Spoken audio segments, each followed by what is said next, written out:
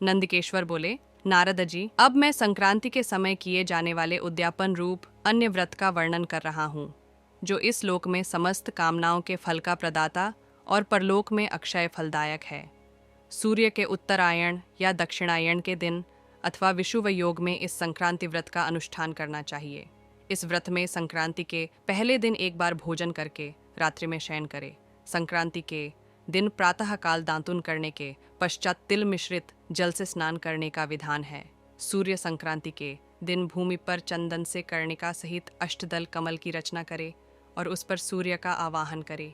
कर्णिका में सूर्याय नमः, पूर्व दल पर आदित्याय नमः, अग्रिकोण स्थित दल पर उष्णार्चिषे नमः, दक्षिण दल पर रमंडलाय नमः, नैऋत्य कोण वाले दल पर सवित्रे नमः, पश्चिम दल पर तपनाय नमः, वायव्य कोण स्थित दल पर भगाय नमः, उत्तर दल पर मार्तंडाय नमः और ईशान कोण वाले दल पर विष्णवे नमः से सूर्य देव को स्थापित कर उनकी बारंबार अर्चना करें।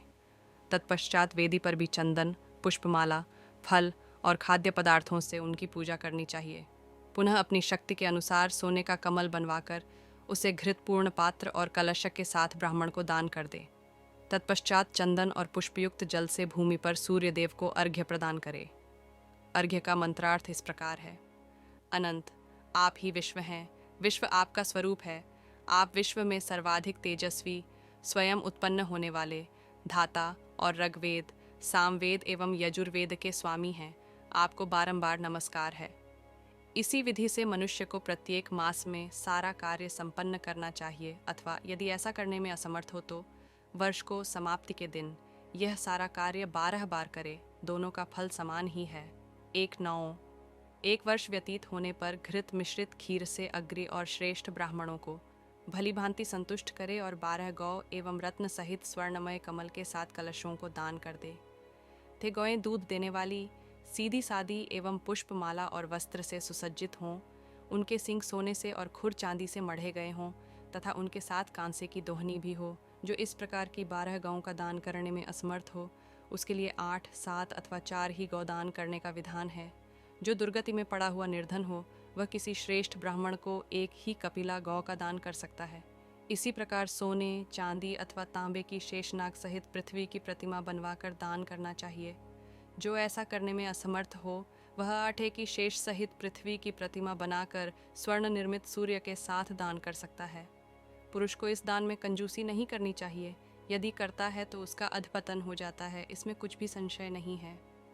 नारद जी, जब तक इस मृत्युलोक में महेंद्र आदि देवगणों, हिमालय आदि पर्वतों और 7 समुद्रों से युक्त पृथ्वी का अस्तित्व है, तब तक स्वर्ग लोक में अखिल गंधर्व समूह उस व्रती की भली भांति पूजा करते हैं। अनुकूल थोड़ा थोड़ा ही दान कर सकता है तथा जो व्रती परम निर्धन हो, किंतु भगवान माधव के प्रति उसकी प्रगाढ़ निष्ठा हो, तो उसे 2 वर्ष तक पुष्पार्चन की विधि से इस व्रत का पालन करना चाहिए। जो मनुष्य उपर्युक्त विधि से विभूति द्वादशी व्रत का अनुष्ठान करता है, वह स्वयं पाप से मुक्त होकर अपने 100 पीढ़ियों तक के पितरों को तार देता है। उसे 1 लाख जन्मों तक न तो शोक रूप फल का भागी होना पड़ता है, न व्याधि और दरिद्रता ही घेरती है तथा न बंधन में ही पड़ना पड़ता है। वह प्रत्येक जन्म में विष्णु अथवा शिव का भक्त होता है। ब्राह्मण जब तक 108 सहस्र युग नहीं बीत जाते, तब तक वह स्वर्गलोक में निवास करता है और पुण्य क्षीण होने पर पुनः भूतल पर राजा होता है। बीन 21।